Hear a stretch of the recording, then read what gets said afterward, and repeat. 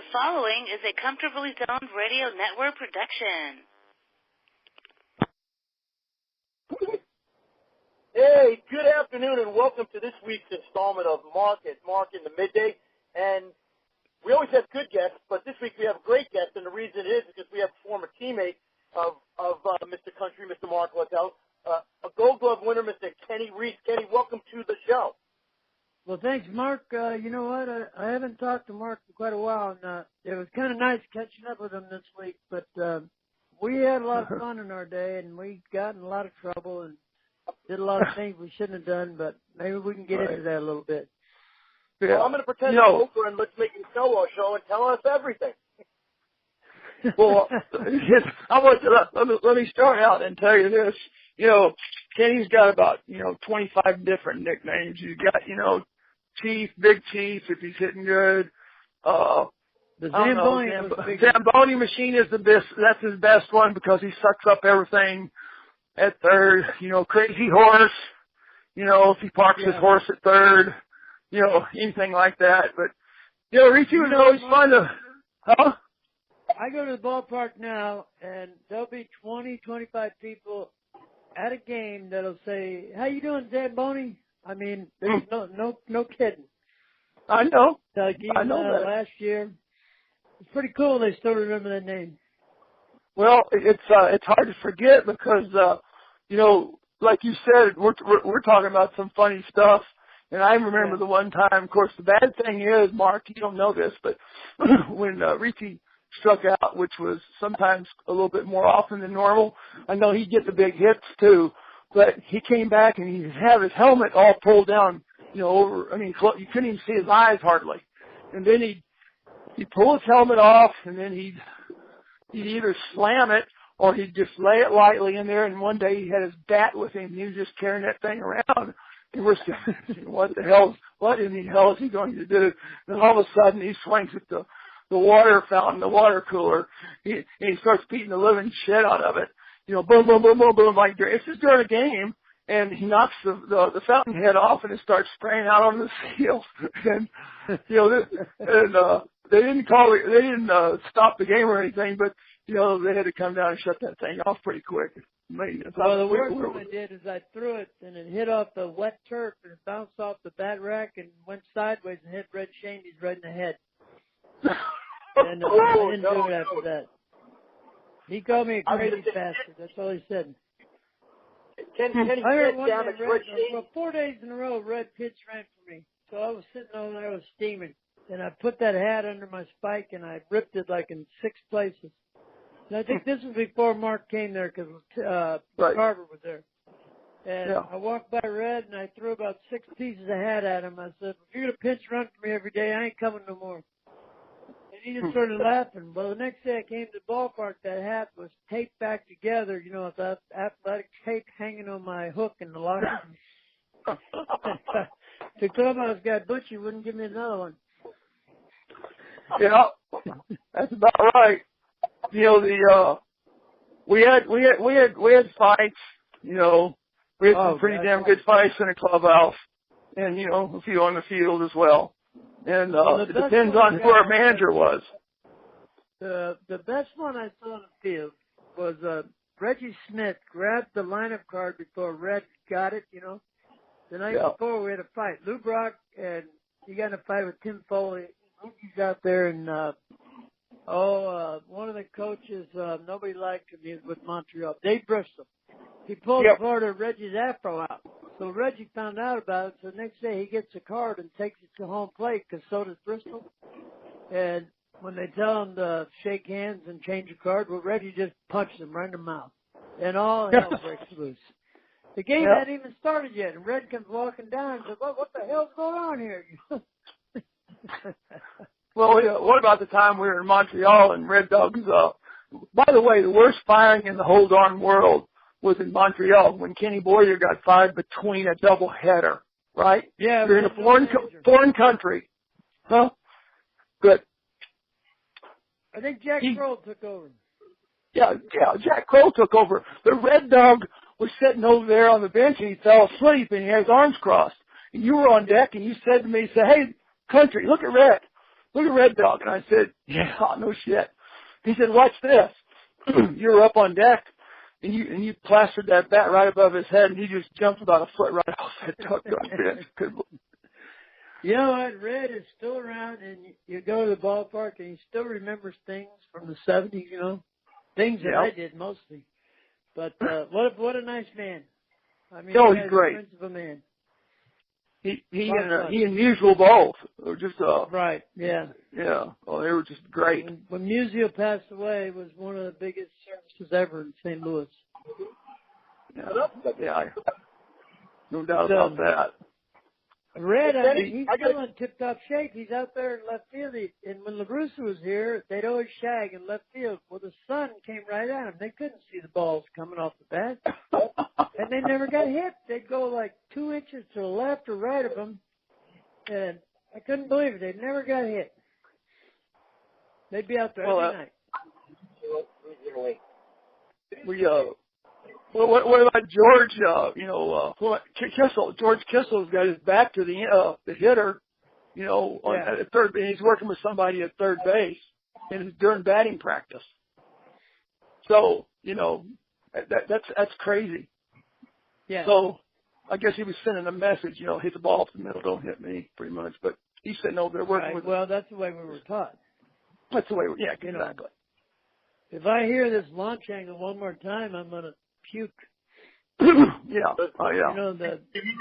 I've had the opportunity to work with the commissioner in the World Series the last 2 years with the commissioner and Torrey.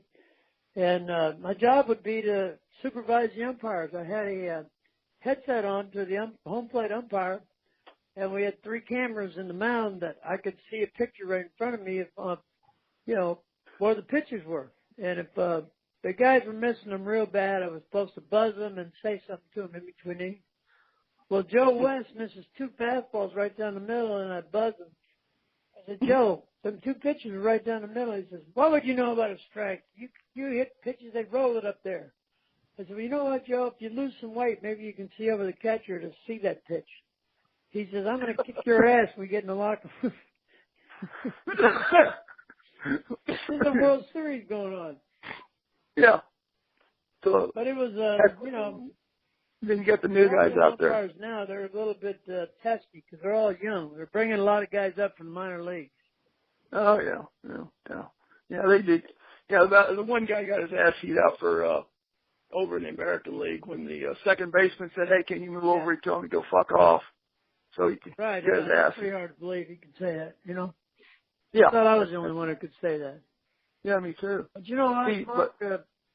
I was probably the only runner that. When most runners, they run, their hat comes off backwards. Mine would fall off in front of my face. I saw that, yeah. Yeah. Well, I remember when you went to running school out at ASU for that time out there and you ran that mountain out there. Kush. It was actually UCLA. And the coach was Jim Bush. He was a U.S. Olympic track coach. And he said, he wants me to run. He said, there ain't nothing I can help you with, but they're paying me $10,000. It was me and Ed Crosby. And he said, you might as well just go sit on the other side of the hill there and watch the girls play intramural sports. So that's what I did. Well, the other funny thing was, we'd go on these flights, and of course, stewardesses, we call them stewardesses, not flight attendants, if the stewardess knew better than to ask us to say, would you guys buckle up, because they know damn well we're not going to buckle up, because by the time the plane was already going up in the air, half of the seats were knocked down because there's about 3 squads playing cards. Everybody has their jukeboxes on and headphone sets. And then you got the press up front, and then you got the management and everybody else. And if you want to, you can go up and set up in the jump seat in the middle and start pushing buttons with the pilots and say, hey, what's this button do here? Don't push that button. Shit like that. Exactly. But you were telling me about Silvio. I mean, he broke the damn, threw the one hitter. And Steve Evans hit a home run off him. That was the only hit he gave up, but we didn't score, so we lost 1-0. Yeah. And I guess he was drinking Jack Daniels on the plane, and he punched one of the little glass windows and broke it, and we were taking off. And the guy had to skid to a stop, and we had to go back and get another plane. Yeah, I remember that. Yeah. I mean, that was idiotic, but, you know, you just expected them things back in them days. Shit happened. Well, you know, Hondo and Silvio got into it because we had that layover. We were supposed to go to, Chicago first, and they broke that big wooden panel door that that separates everything from room to room. And I think that cost them a couple grand, about $1,000 a piece or something. Well, here's the greatest thing I ever seen, though. When I first got called to the big leagues, it was 1972. I was 21 years old. I walk in the locker room, and I look at the table in the middle. There was cigarettes, chewing tobacco, candy, gum, and beer. And on the lockers, they had ashtrays, every locker, Yeah. And so you figure if there's cigarettes here, let's smoke them. What else? We got nothing else to do. But I couldn't believe that. Did you guys live in Kansas City when you first came up? Yeah, it was exactly like that. Matter of fact, in the minor league level, they had the sand pits. They had the little boxes, and everybody, about 70% of the team smoked, I'd say. Back then. Oh yeah, I mean, they're sticking them in your face, and Gibson's locker was next to me because I was 44, he was 45. Right. And if I grabbed a cigarette, he'd take it out of my mouth, start stomping on it. If I needed to go in the training room to get a Band-Aid, he'd say, "What are you going there for?" Band-Aid. No, you don't need a Band-Aid. Get it back over here and sit down. And I would. He was a serious guy I played with. Yeah. I got a question, Kenny. Did Gibson intimidate people just by looking at them? Yes. He intimidated me every day when he came in. Right. When I first came up, in my first 20 at-bats, I got 12 hits. And the only reason I know this is because Magnera Sierra just got traded to Miami. He did the same thing, and they had in the paper that he's the first one since 1941, Stan Musial, and 1972, Kenny Reitz got 12 hits in the first 20 at-bats. And I didn't know that. But I went 7 for 8 in a doubleheader against the Mets, and I faced Tom Seaver and Koosman. And Gibson walked by after the game, and he said, "You think this game's easy, don't you?" And, what do you say to the guy? It wasn't easy, but it was that day. They were just throwing me fastballs, and I hit the ball back up the middle, Yeah. And, he just never would compliment you. No, he never would. I remember that. He'd sit there in the locker room, and if you got him to talk a little bit, that's pretty amazing, actually. Right, and then the end of the year, he'd get on that blackboard, and he'd go around the room, and he'd look at everybody and say, let's see, you can sell your house. Sizemore, you're out of here. Sell your house. Brock, you're probably going to stay. You can keep yours. He would do the whole team. It's unbelievable. Yeah. But, it's really bad nowadays in some of these locker rooms. Oh, it's terrible. Mike Matheny told me that he's a puppet. He gets 3 lineups every day from the sabermetrics people upstairs, and he's supposed to use one of them. He pretty much does whatever they call him on the phone, tell him, who to get up. I said, "You serious?" He said, "Yeah, I'm serious." He said, "But I'm getting paid $12 million over the next 3 years, and he lost his house when he got out of baseball. He got bad investments, Yeah. Kind of like I did." But, the Cardinals, Mike's a first-class guy, and they gave him a job in the office, and when Tony left, they just threw him right out there. Yeah. And he got, I think he was the first manager to win the first 4 years in a row. Get in the playoffs and won World Series. Yeah. And they talk bad about him here like he doesn't know the game or whatever. I think it's funny to go on some of these sites because I had Mike as in high A ball because I was the pitching coach and he was one of the catchers, and he was a dream machine, for a player to have. Right. And it was good. And Mike, how Mike is. He's best. Oh yeah. Well, Mark, from 2006, about the middle to 2008, he couldn't even find his way home. He'd have to call his wife driving home in St. Louis because he forgot how to get home because of concussions. Yeah. And I think the same thing is going to happen with Molina. Well, the mask. They forget about the catchers. Yeah. The last two pitches he saw were foul tips right into his mask, and they hit his mask at 135 miles an hour, he said. And the second one, he just threw up. And he hasn't played since, and his brother said he's still having headaches and things. Yeah. That's not a good sign for the Cardinals, because I don't think they got a backup catcher. No. I don't think he can replace that guy anyway. No. Yeah, he's the leader of that team. Yeah, I was lucky enough to be with Leland in that World Baseball Classic team. I was do it all, threw BP, hit grounders. I even warmed up pitchers in the bullpen. Got hit in the head 3 times. Of course, I had a helmet on. But Steve, you have your nutty buddy up? Pardon me? I never wore nutty buddy. I never wore a cup in my life. Are you serious? You played third base the way you I played? I never wore a cup ever. We had AstroTurf. Yeah. You know, one of the umpires, I went to dinner with this guy who runs a baseball complex over here in Bridgeton. It was an anniversary, and all the umpires were there, and all of them used the nutty butter. Is that what you call it, nutty butter? Nutty buddy. So close to it, yeah, sometimes. Yeah, whatever. Whatever, you know. Yeah. But you got to be making a couple dollars off that, at least 50.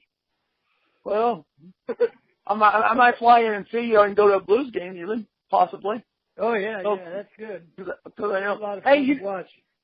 You know that one fight that we had on the plane, we coming from Pittsburgh to Chicago, and Boyer, KB was managing then, and he was a real nice guy. He had trouble managing, and he could hit like hell. But the funny thing was, KB had to break up something because they were getting a little loud on him, and so he went back to the back end of the plane to take a pisser between. So it stopped our card game because, Teddy was there and Obergfeld and I and somebody else were playing. I think it's Mike Ramsey were playing cards in the middle, and KB went right through us, and Teddy's sitting there smoking or something. He said, "Yeah, he's got to do something now. He's gonna lose it. He's gonna lose the club. He's gonna lose it." So anyway, he went back there, act like he's going to go to the bathroom, come out there, and he saw that the boom box was said by you, right? Is that what it was? Yeah. I remember it correctly because Book put the boom box over in the seat right in front of me. It was empty, and he thought it was mine. Yeah. And Book said, "It's mine." See, Book lost the game that night in Pittsburgh. He was all pissed off, Right. But that was a heck of a fight. Oh, yeah. Well, Tempe and Don Hood and Swish got all in on that, and so we're back there trying to break the damn thing up, and you're sitting there all shit-faced because you hate to fly, as we well know. Yeah. So I didn't care. They can fight all they want. Yeah, you had to have a few in you to fly. So, but the pilot, he finally gets on there and he says, "I don't know what the fuck you guys are doing back there, but I'm gonna set this son of a bitch down Cleveland. As far as I'm concerned, you can bust it." Yeah, I do remember that. Yeah. And I said, "All right, get us down so we can take the bus the rest of the way. 'Cause I don't like being up there anyway." Yeah. I still can hear the ringing of the plane's engines. Wow. Did that the whole way. Yeah. But these guys were complaining about their flights to the West Coast, too long, and they're on a big Delta 767 that holds like 300 people. We're lucky we could get one team on our plane, and we had to stop in Amarillo to get gas on the way. Yeah, that's about right. That's for damn sure. Yeah, you know what? That was you remember that time I got smoked Kenny in the head out there in L.A.? I saw that. I said, you had got that line drive up your head. Tony Scott caught it in center field for an out. Yeah. And you know why I remember that? Because this Luke Boyd for the Cardinals hit a line drive up, the kid from Arizona's head, good pitcher, left-hander, Robbie Ray. Johnson. And Daniel Scalzo dove and caught the ball on a fly before it went into the dugout. This guy, as hard as I've seen a ball hit a guy. But he hit him in the side of the head. I think yours hit you in the top of the head. Somewhere in there. You got hit. No, I didn't know I got hit because I was looking for my hat, and Tempe come out there and he says, "Hey, what are these, bitch? You all right?" And I said, I said, yeah. I said, where the hell did that son of a bitch land? He said, fucking Tony got it. I said, shit, no kidding. So, I mean, I had to come out of the game eventually because some lawyer took me out of the game, but not before all the drama of the, you know, Lee Wire was behind the damn plate that night, and he said, it wasn't Gieselman who said, hey, you want to take a few more pitches, extra pitches, is Lee. He said, hey, Country, you want to take a couple extra pitches? I said, sure, why not? I'll take a couple extra pitches. And then everybody goes in, and then they come back out, and they find out that, and then Boyer's ahead of everybody, and Kenny says, I got to take you out of the game. I said, are you shitting me? I said, what the hell for? He said, well, one of the Anheuser-Busch lawyers is watching this on television. He hit the hot button down there, and he said, if you don't get Littell out of there, and he drops dead on this next pitch, somebody's going to own the damn Cardinals besides Anheuser-Busch. I said, no shit. So, really? I said, so let's make it look good. Yeah? That's deep in the center field, too. He said, what? Yeah, it must have been like a trampoline. Oh, hell yeah. Just like, well, I got a big noggin, you know, man. You can't miss it. Shit. Well, you know what? I liked when we had plays on, and I'd have to go in and tell the pitcher what was on, and I'd go to your bat ear, you know, and you'd try to listen to me, and I'd keep walking around your bat ear, so we were doing circles around the mound. Yeah, I'm deaf in one ear, so I couldn't hear shit. I pissed a lot of fans off, you know, when I go to other ballparks, because I just smile at them and laugh at them and wave, and they'd be saying, screw you tell you suck, you cocksucker, and something like that, you know, and I'd say, sure. I just keep smiling, waving. You know, they don't do that here in St. Louis anymore. Well, they never What's that? really did, but they don't say anybody sucks? Huh? You know, you have to really be bad to get booed here. Really? Yeah, I mean, they draw 43,000 every single game. Even though this team last year, if you hit a ball in the gap, there wasn't a guy knew where he was supposed to be for a cutoff, okay? They're running all over like a fire drill. And the fans finally caught on to that. Yeah. I couldn't believe it. I mean, the pitcher stands halfway between the pitcher's mound and home for the cutoff. And, I mean, it's a joke.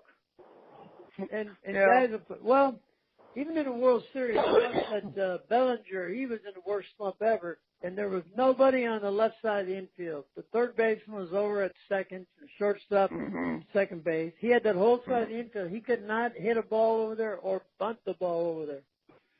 Yeah. And they were down 5-0. Yeah. And you see it all the time. He had one swing, and that was for the fences.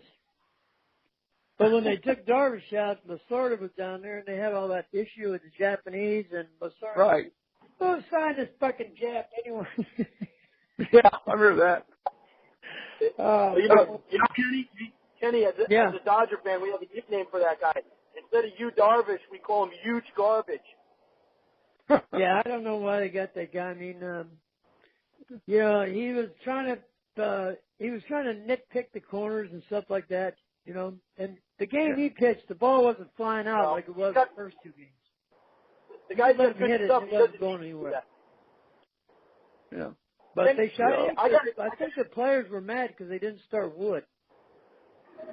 He threw like 6 2/3 innings in Houston against them in one hit. Yeah. I remember, it looked to me like Darvish just throwing just glorified batting practice that night anyway. And somebody said, well, he's tipping his pitches. Hell, it didn't matter if he tipped his pitches. You could follow the damn thing into to the bat. Right. I mean, Houston was a good ball club. Oh gosh, yeah. Good guys on that team. I was happy. I'm glad they won. Yeah.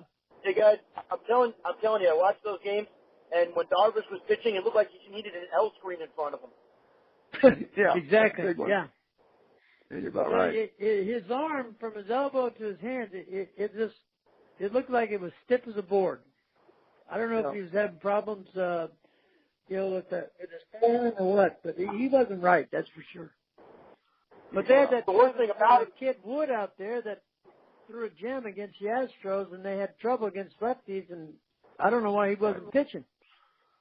Well, the worst part about it is then they put Kershaw and he throws 4 shutout innings. Why didn't you start the darn guy? Yeah. Right. Well, you know what? I was close enough to hear his conversation when Kershaw had 3 innings in and he was due to hit, and Roberts came up and said, I'm hitting for you. He said, no, you're not. I'm hitting for myself. I'm the best you got right now. Exact words. Right. He walked right by him, went up and hit. That's big medicine right there. That's a real gamer. Yeah, that's big medicine. Yep. And he was fighting like hell to get on base, but he fortunately didn't make it. Yeah. You don't find them like that very often anymore. No. The star of that series, pitching wise, was the kid that nobody knew about. He came from Pittsburgh. He pitched the 7th game to get him in there. What was his name? Oh, Morton? Charlie Morton? Yeah. Morton, he did a great job. He did. And you know what? He took his time. He never got rushed. He was the key to them getting there. Yeah. I was pretty impressed by him. He had a real good rhythm, real good tempo. He just kept pounding it. He kept the balls down. He got ahead, and they wanted to swing, go ahead and swing, ground ball out, pop up out, strike out, see you later. Game's over, we win. Bye. Pretty simple. Pretty simple. Well, the Cardinals made a steal getting that Osuna yesterday. Well, it wasn't really a steal because I think what's happening is Miami's having a fire sale. They can't afford anybody. I mean, to get them before the other teams get them. Let's put it that way. I agree with you with that one. That was a steal jumping on it. He had 37 homers, 3-something, and 134 RBIs. Right. I mean, I would have took that guy over Stanton any day. Stanton get in these swing and miss deals. Yeah. I'll tell you what. I think the next guy out of that town is Yelich. Yeah. Because that's a Latin town, and when you start trading Latins, you're going to lose the 5 Latin fans you got. Yeah, that's true. I don't even know why they got a team in Miami, to be honest with you. Well, Jeter, I don't think Jeter has so much to say in that. Who knows? Well, you know what? We'll see what Stanton does on an everyday basis when he's like in playoff atmosphere in New York. Yeah. It's like that in St. Louis and Kansas City now. It's like that. Yeah. And we'll see if he has that same, easy swing and relaxed. He won't be relaxed. No. Kansas City really different. came a long way in their fans, Mark. They're the nicest people up there I've ever been around. Yeah. I was up there for their World Series too, and they always invite me to have all these little barbecues in the afternoon. Hey, come on in and have a hamburger. They didn't know who I was, but I'd go eat every place they just told me to stop. That's about right. I tell you what. That is. Oh yeah, it's great, and they do pack it. I remember when I was playing. That ballpark first held 41,500. And it was designed after the Angels Stadium somewhat. And then they tacked on, I don't know what it holds now, but, they added on to it, about 10 years ago or so, something like that. But they redid it to look like a real old-time ballpark, Put the fountains in the right field, the scoreboards the way they got them, and the way they post all the other game scores and things. It's a beautiful place. Yeah, it was. And fans guys. Kenny, you used the big bat, didn't you? Kind of. Yeah, 35, 33 ounce. Yeah, I had a 36, 34 ounce. These guys' bats today, I pick them up and it's like my grandson's bat, Yeah, little. This is a crazy thing, Mark, because me and Rabowski were roommates for a couple of years, and our grandson's playing the same team they have for the last 3 years, baseball and basketball. Oh, he did. Yeah. Ain't that wild? Every game, I'm there. Yeah. Well, you get more nervous watching good. them than you do when we played, watching ourselves. I'm sure you guys aren't afraid to tell them how it is either, but they probably don't listen because then you got to have somebody else tell them to say, hey, you suck. So, Yeah. And then let's get with it. Well, my grandson, I take him out the throw room and stuff, and he's an intentional guy, man. But it's always fun to watch them play. Like for sure. a family picnic out there. Yeah. I can do what I want. I don't get yelled at by my wife or ex-wife, whatever. Right. There you go. Well, Mark, what about when you do them week-long clinics out there in that 100-degree heat? Oh, remember that? We did them in Manchester. that was bad. Days instead of 5. Yeah, it was bad. You know, I mean, it was hot, you know, but hell, you talking about hot, we're talking about doing clinics. I remember that one day I pitched 136 degrees on the turf. I got the last 2 innings in against San Diego, and I lost 9 pounds. I couldn't believe it because we had and we were playing San Diego. St. Louis? I went to St. Louis in 70. You went there in 77?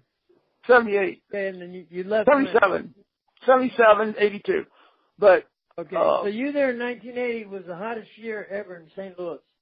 Yeah. We had a 16-game. We went on a road for 16 days, and we were home for 16. Yeah. People were dying in all these brick homes downtown because they had no AC and stuff. And right. I don't remember the heat ever bothering me. Well, I'll tell you what. That one day they had all those ice buckets in there. We were flying out to Los Angeles right after that game. It was a day game, and then we had a game the night before, and it was an extra inning, and it rained a little bit that night, and so you saw the steam coming off that turf. And I got there a little bit early. It was like a 1:00 game, so I got there. Well, because we weren't having batting practice, nobody was. It was too damn hot. But I said, "How hot is it?" And they told me it was 108, like at 10:30 or something. It ended up being 136 degrees that day. I lost 9 pounds. I struck out all 6 hitters. Gonzalez Fernando got a double off me, and then I ended up striking him out. But next time up? No, I didn't drill him. I wanted to get the hell out. I wanted to go to LA and get the hell out of St. Louis. It's too damn hot. But you know, I can't remember a day that the heat ever bothered me in St. Louis. I guess I just got used to it, you know. But I do remember the first couple of years we didn't have any shoes but spikes. And exactly. Damn steel spikes would start hurting your feet. You know, they'd come up. Well, that's what a lot of our guys had on them, and they had blisters on their feet, but they had those ice buckets for them when they come running in from the infield and outfield. Right.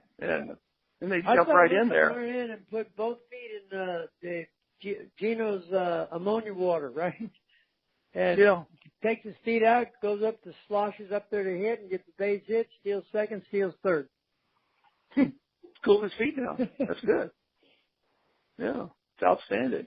I'll tell you some of the funniest things I've ever seen was in April.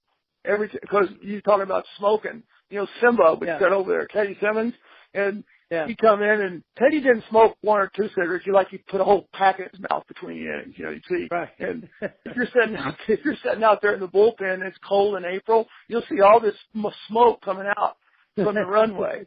And just going up. It was just like they were. You go hide behind a little bat rack back there. You kept the extra bats, you know.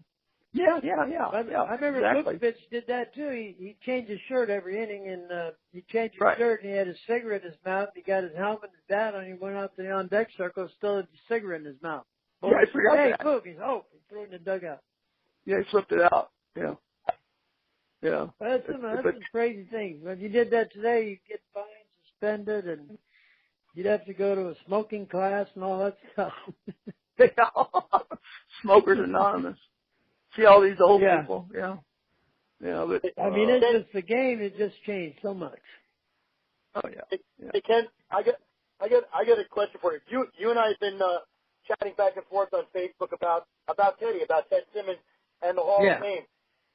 Make the case to our listeners as to why Teddy should have been elected in the Hall of Fame by that Veterans Committee that just met and elected Jack Morris and Alan Trammell. Well, first of all, Teddy, you know, he was the yachty. I mean, he was the policeman, the catcher, he did everything for this team, okay?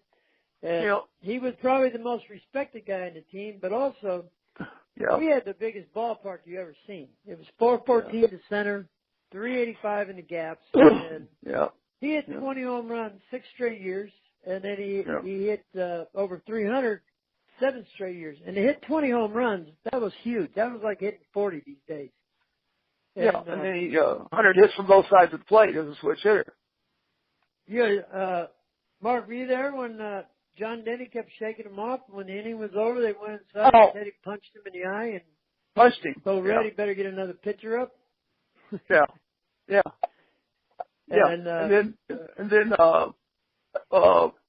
he and Carbo got into it down there in Houston, and of course, Bernie and him were from Detroit anyway, and you know, he called him out on that, and Red came running through here and said, hey, and Bernie said, well, Red, everything's fine, and he wanted Red to stop it. Red kept on walking and said, he ain't gonna do nothing for you. So Bernie took a swing at him. He said, well, you just fucked up. Tosses his cigarette out, punches him twice, knocks him down pretty hard, and just walks away. That's pretty good. But I think we played in the hottest era there was there, Oh, hell yeah. 80s, 70s and 80s. Yeah. And Teddy didn't miss games. He caught every game. And these announcers now say, well, Teddy had a lack of defense. I don't believe he had a lack of defense. Mm-mm. He blocked balls well. He threw well, Yeah. And he worked at it. I just think the voters changed. I think the age of the voters changed. They didn't get to see him play. Well, you've got a lot of owners. I saw some of those guys that were sitting there. It wasn't writers. It was guys like some of the owners were voting. They don't know shit, Yeah, I'm sitting there saying, what in the hell do you know? Baseball are not players.